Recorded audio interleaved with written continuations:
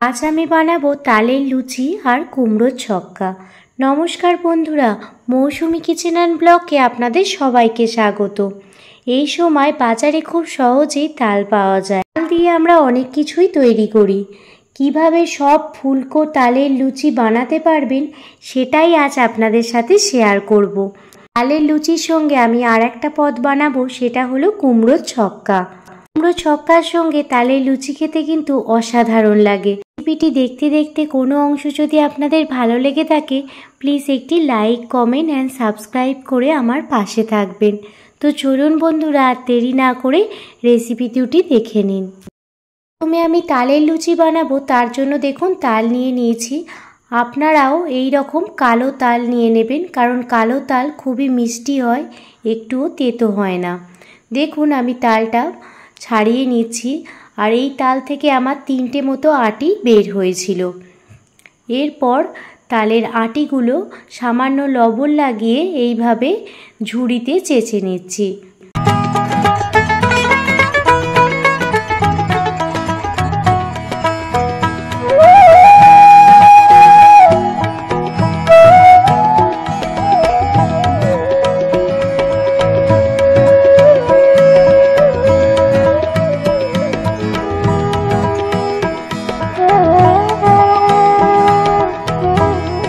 তালের পাল্প ছুরির সাহায্যে দেখুন বের করে নিয়েছি। আমি তালের লুচি বানাবো, তার জন্য দেখুন এখানে আমি 2 বাটি আটা নিয়ে নিয়েছি।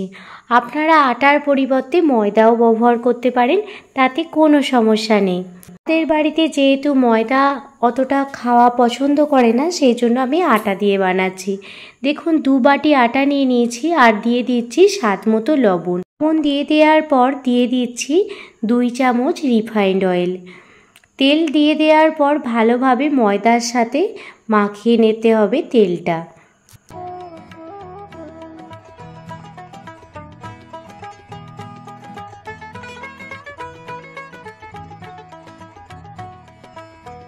তার সঙ্গে তেলটা ভালোভাবে মাখিয়ে নেওয়া হয়ে গেলে দিয়ে দিচ্ছি তালের পাল্পটি।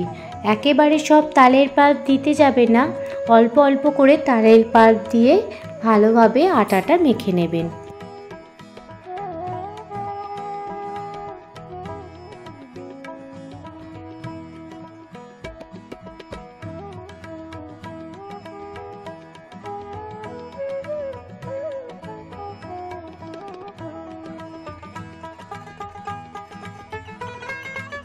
তাল দিয়ে দেখুন অনেকটাই আটা মাখা হয়ে গেছে।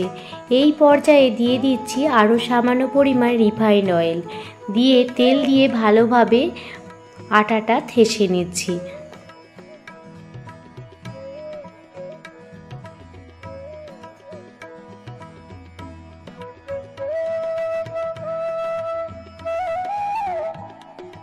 এর আটা মাখাটি একদম রেডি হয়ে গেছে।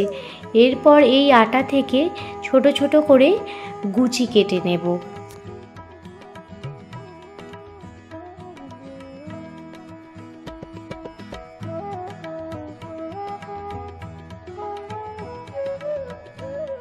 এখন কিছুটা তালের আটা থেকে লেচি কেটে নিচ্ছি। অনেকটা পরিমাণ তালের আটা মাখা আছে, সেটা ফ্রিজে রেখে দেব, পরের দিন বানিয়ে নেব। আপনারাও এইভাবে ফ্রিজে আটা মেখে 3 থেকে 4 দিন সংরক্ষণ করে রাখতে পারেন। এদিকে দেখুন একটি প্লেটে সাদা তেল মাখিয়ে নিয়েছি। এবার একটি লেচি সাদা তেলের মধ্যে ডিপ করে দেখুন এইভাবে বেলে নেব। আপনারাও খুব সুন্দরভাবে এইভাবে গোল গোল করে বেলে নিতে পারেন, এগুলো বেলা খুবই সহজ। এবার বাকি লুচিগুলো একে একে বেলে নিচ্ছি।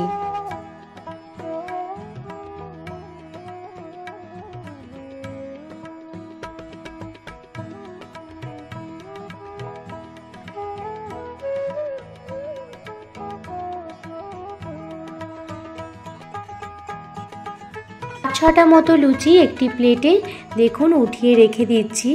আর এই 5টা লুচি প্রথমে ভেজে নেব। তার জন্য দেখুন কড়াইতে সাদা তেল বসিয়ে দিয়েছিলাম, তেল গরম হয়ে গেলে একে একে লুচিগুলো ভেজে নিচ্ছি। আর আপনারা দেখতেই পাবেন যে লুচিগুলো কত সুন্দরভাবে ফুলছে, আর এতটাই নরম হয়েছিল, খুবই সফট হয়েছিল। তাল দিয়ে আটাটা মাখার সময় আমি কিন্তু কোনো চিনির ব্যবহার করিনি, কারণ আপনাদের জানাচ্ছি তালটা এতটাই মিষ্টি ছিল তো তাতে কোনো চিনি লাগেনি। কিন্তু ওই সময় যদি আপনাদের তালটা অতটা মিষ্টি না থাকে তাহলে অবশ্যই আপনারা চিনি ব্যবহার করবেন। এইভাবে পরস্পর একে একে সমস্ত লুচি ভেজে নেব। আর আপনারা বুঝতেই পাচ্ছেন যে লুচিটা কতটা পরিমাণ ফুলেছে আর কতটা নরম হয়েছে। আপনাদের একটি লুচি আমি ছিঁড়ে দেখাবো। আর এরপর আপনাদের বানিয়ে দেখাবো কুমড়োর ছক্কা। কুমড়ো ছক্কা বানানোর জন্য আমি নিয়েছি কুমড়ো, আর নিয়েছি আলু, আর নিয়েছি ছোলার ডাল। অবশ্যই মিষ্টি কুমড়ো নেওয়ার চেষ্টা করবেন। অন্যদিকে দেখুন আমি একটি কড়াই নিয়ে নিয়েছি, আর কড়াইতে দিয়ে দিলাম সর্ষের তেল। সর্ষের তেল গরম হয়ে গেলে তাতে দিয়ে দিচ্ছি 2টো তেজপাতা, শুকনো লঙ্কা, আর দারুচিনি আর এলাচ দিয়ে ফোড়নটা ভালোভাবে ভেজে নেব। আর দিয়ে দিলাম 5 ফোড়ন। যতক্ষণ না সুগন্ধ বেরোয় ততক্ষণ ফোড়নটা ভালোভাবে ভেজে নিতে হবে। আর সবশেষে দিয়ে দিলাম 1 চামচ হিং। কুমড়ো ছক্কা রান্নার ক্ষেত্রে অবশ্যই হিঙের ব্যবহার করবেন, খুবই সুস্বাদু লাগে। দেখুন ফোড়নটি ভালোভাবে ভাজা হয়ে গেলে দিয়ে দিলাম ডুমো করে কেটে রাখা আলু। আর আলুতে পরিমাণ মতো লবণ মিশিয়ে নিচ্ছি, যাতে আলুর ভিতর লবণটা ভালোভাবে ঢুকে যায়। থেকে 3 মিনিট পর ফিরে এসেছি, আর আলুগুলো ভালোভাবে ভাজা হয়ে গেছে। এই পর্যায়ে দিয়ে দিচ্ছি ডুমো করে কেটে রাখা কুমড়োগুলো। কুমড়োটি অবশ্যই পাকা কুমড়ো নেওয়ার চেষ্টা করবেন, দেখবেন খেতে আরও সুস্বাদু হচ্ছে। কুমড়োটাও তেলেতে ভালোভাবে ভেজে নেব।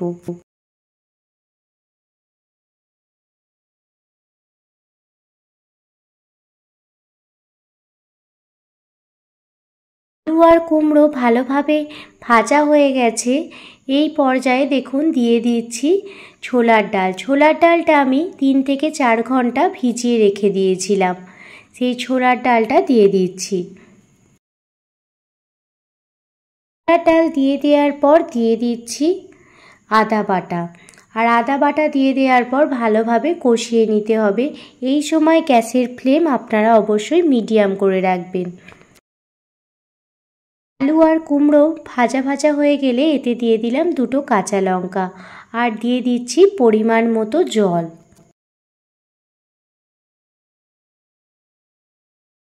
পরিমাণ মতো জল দিয়ে দেওয়ার পর দেখুন একটি ঢাকনা দিয়ে 5 থেকে 10 মিনিট ঢেকে রেখে দেব লো ফ্লেমে। মিনিট পর ফিরে এসেছি, ঢাকনা খুলে আপনাদের দেখাচ্ছি। দেখুন জল অনেকটাই মরে গেছে, আর আলু আর কুমড়ো খুব সুন্দরভাবে সিদ্ধ হয়ে গেছে। কুমড়োর ছক্কা একেবারে হয়েই এসেছে। এই পর্যায়ে দিয়ে দিচ্ছি মিষ্টির রস। যে কোনো রকম নিরামিষ রান্নার ক্ষেত্রে একটু মিষ্টি হলে খেতে বেশি ভালো লাগে। তালের লুচির সাথে কুমড়োর ছক্কা একেবারে কিন্তু জন্মাষ্টমীতে জমে যাবে। দুটোই একেবারে নিরামিষ রান্না। আপনারা গোপাল ঠাকুরকেও ভোগ নিবেদন করতে পারেন এই সামনে জন্মাষ্টমী তিথিতে। তালের লুচি ও কুমড়োর ছক্কার রেসিপিটি আপনাদের কেমন লাগলো আমাকে অবশ্যই কমেন্ট করে জানাবেন। যদি ভালো লেগে থাকে প্লিজ একটি লাইক, কমেন্ট, শেয়ার করে আমার পাশে থাকবেন।